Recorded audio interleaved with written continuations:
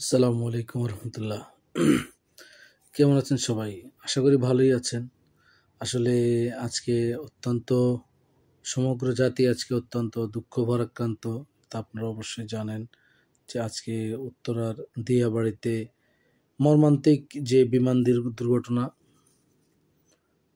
তা কিন্তু এক কথায় অবর্ণনীয় এবং পুরো জাতি দেশকে এক শোকের সাগরে কিন্তু ভাসিয়ে নিয়েছে।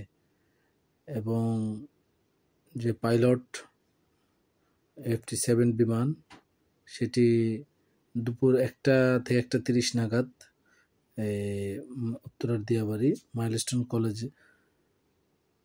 কলেজ হাই স্কুল, আসলে এটা মাইলস্টোন পুরো উত্তরাতেই কলেজ এবং স্কুল ছড়িয়ে ছিটিয়ে আছে। দিয়াবাড়িতে এখানে সম্ভবত ওনাদের ইংলিশ ভার্সন ক্লাস, ছোট ক্লাস বলা যেতে পারে 1 থেকে 8 পর্যন্ত সম্ভবত, আমি যতদূর শুনলাম। এখানে আসলে অল্প বয়স্ক বাচ্চাগুলা, তারা আসলে চোখে দেখা যায় না, আসলে মেনে নেওয়া যায় না। তারা পুরো ছাই হয়ে গিয়েছে। ছুটি হওয়ার মতো 10 থেকে 15 মিনিট আগে একটি বিমান, প্রশিক্ষণের জন্য ব্যবহৃত বিমান, বাংলাদেশ বিমান বাহিনীর এসে সরাসরি আঘাত করে এবং সাথে সাথেই ভবনটিতে আগুন ধরে যায় এবং একটা অংশ ধসেও যায় বলে জানা গেছে বা শোনা গেছে।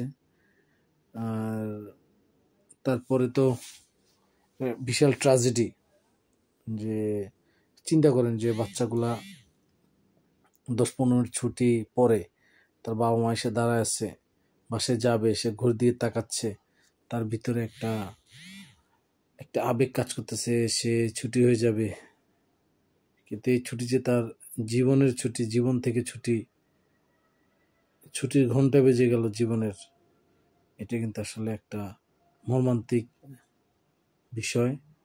তারপরে বিভিন্ন উদ্ধার কর্মীরা সেখানে গিয়েছেন, তারপরে ছাত্ররা গিয়েছেন, বিভিন্ন স্কুল কলেজ বিশ্ববিদ্যালয়ের সাধারণ মানুষ সর্বস্তরের ছুটে গিয়েছেন সেখানে। তো সেখানে বিভিন্ন রাজনৈতিক দলের নেতা নেতৃবৃন্দ এসেছেন, সেখানে সকলে চেষ্টা করেছেন। সেনাবাহিনী গিয়েছে, উদ্ধারকর্মী, ফায়ার সার্ভিস, বিডিআর, বিজিবি সকলেই গিয়েছেন উদ্ধার কাজে, চিকিৎসকরা গিয়েছেন, নানা শ্রেণী পেশার মানুষজন গিয়েছেন, হাত লাগিয়েছেন।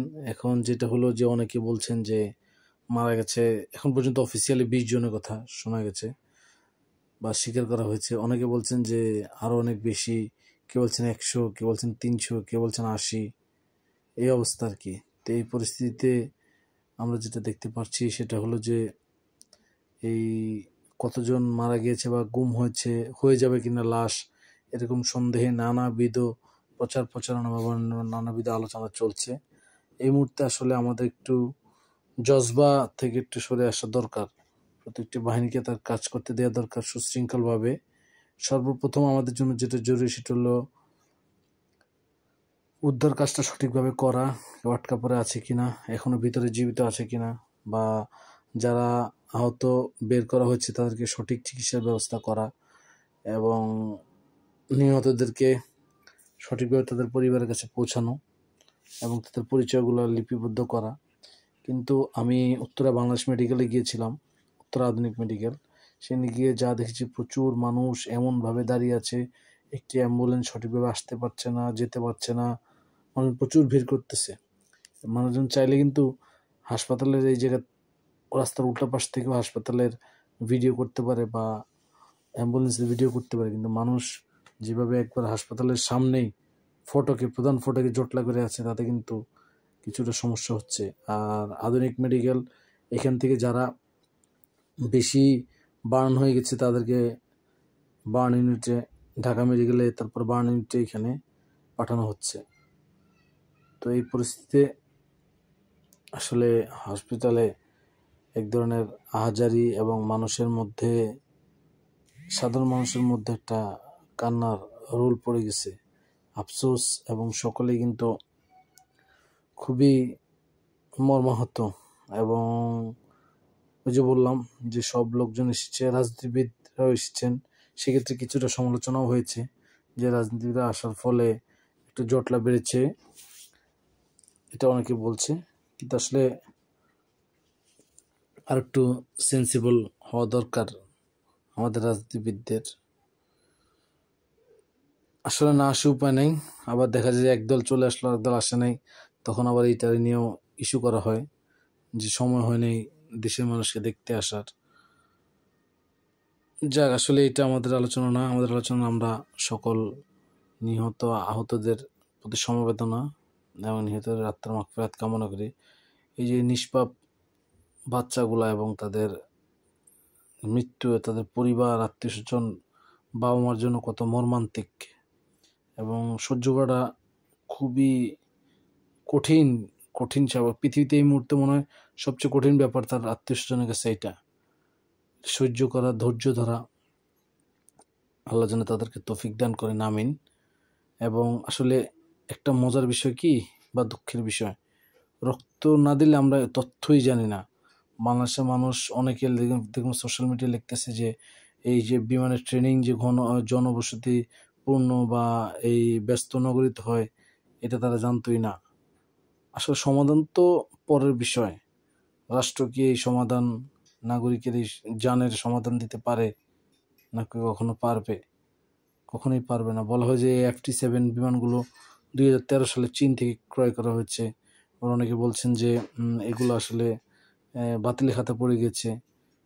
যা হোক, যতদূর জানা যায় যে পাইলট তৌকির উনি আজকে সর্বশেষ ট্রেনিংয়ের সর্বশেষ নিজে একা উড়েছেন, 6 মাস আগে বিয়ে করেছেন এবং সকলে আজকে খুব খুশি যে আজকে পরিপূর্ণ পাইলট হবেন। সেইখানেই আজকে মর্মান্তিক দুর্ঘটনা, তিনিও মারা গিয়েছেন পাইলট। তারপরে আসলে বলার মতো না, নিষ্পাপ বাচ্চাগুলোর কথা মনে হলে মনটা একবারে ভেঙে যাচ্ছে, চিন্তার বাহিরে। কিভাবে সম্ভব?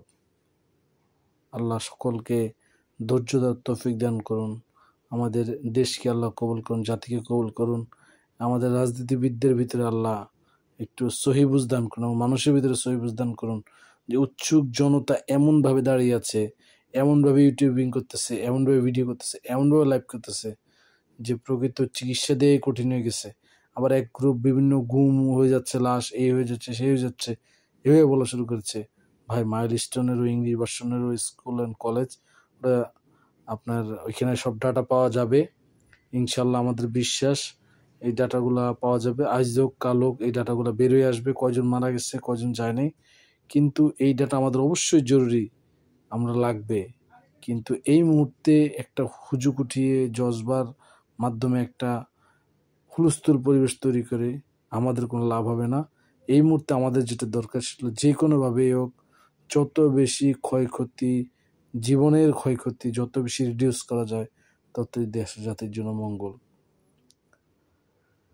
সকলের জন্য দোয়া করবেন।